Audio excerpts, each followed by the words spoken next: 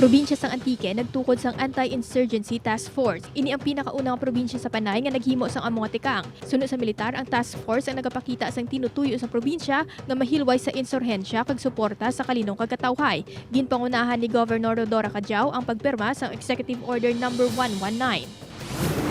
Arestado si Silvestre Basañez Jr. alias John Basañez matapos ginkawat ang bag nga may unod nga cash kag mga gamit sang isa ka service crew sa Kalibo, Aklan. Na-record sang CCTV sa kalan-an ang pagsulod sang suspect sa service crew room kag pagkuha sini sang bag sang biktima.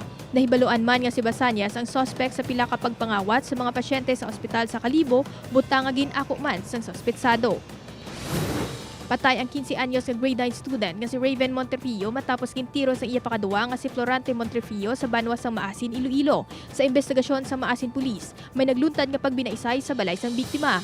Nagpadulong sa balay ang suspect nga hubog kag gintiro ang biktima samtang nagatalikod ini. Preso sa Maasin Police Station ang suspect nga magapagatubang sang kaso nga murder. Gindeklara sang Diocese of Bacolod Social Action Center, Commission for Climate Change, youth groups kag mga blutuan ang isa ka climate emergency bilang panawagan sa Santo Papa nga pangunahan sang simbahan ang pagtapna sang epekto sang global warming. Kampanya sang simbahan ang pagdumili sang plastik kaangay sang putos sa offertory, subong man ang pag-install sang solar panels bilang source sang kuryente.